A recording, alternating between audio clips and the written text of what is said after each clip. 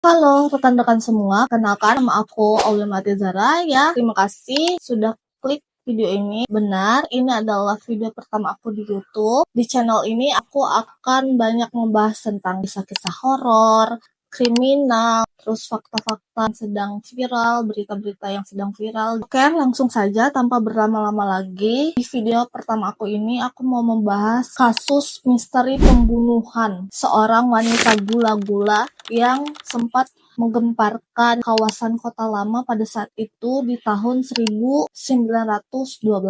Bagaimana kasusnya? Tonton videonya sampai habis.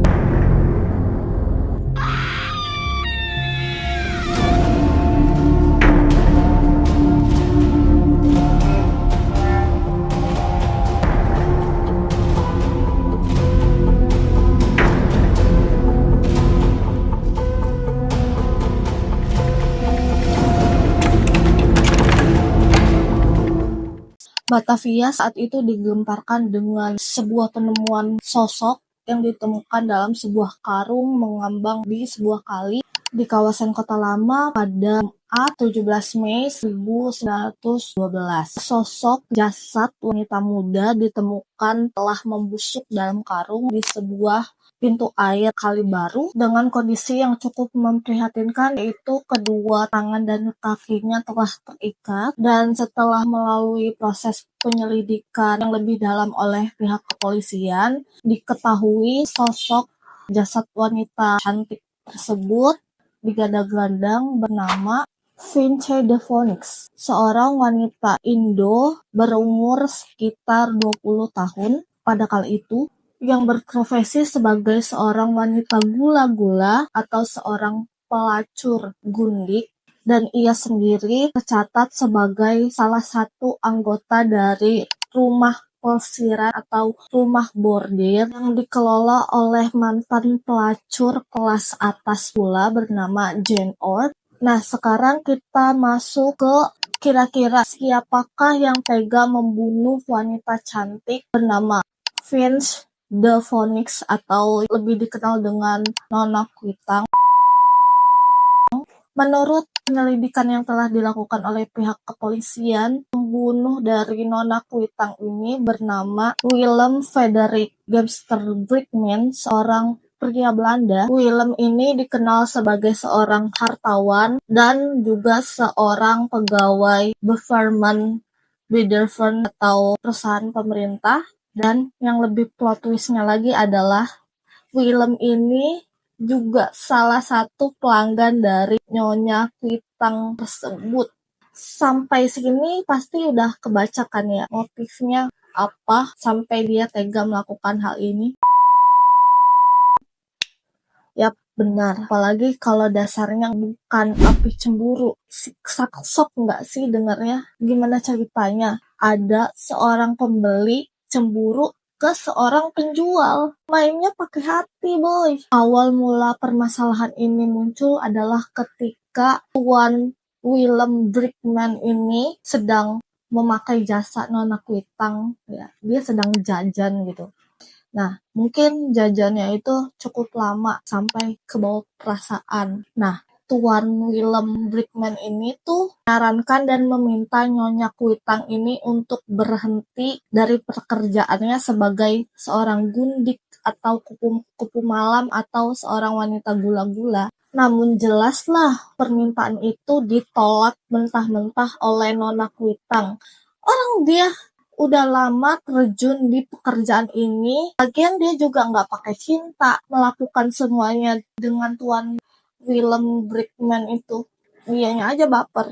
Lantaran sudah kesal, permintaannya ditolak oleh Nona Kuitang, ditambah lebih marah lagi lah Tuan Willem Brickman ini karena memergoki Nona Kuitang sedang ya dekat dengan para pelanggannya.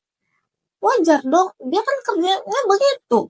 Tuan Willem Brickman ini memergoki Nona Kuitang sedang bersama pria lain, dan udahlah itu, amarahnya itu udah nggak kebendung lagi.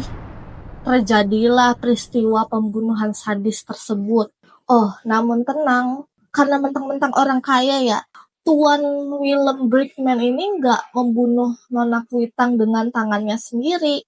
Ya jelas lah, dia sewa beberapa orang untuk menghabisi nyawa Nona Kuitang. Dia mengutus Pasilun dan juga dua anak buahnya yang lain untuk menghabisi nyawa Nona Kuitang. Dan karena hal tersebut jugalah Pasilun ikut-ikutan tertangkap.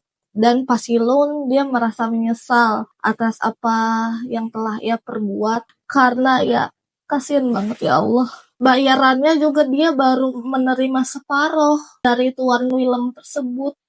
Ya Allah Pak.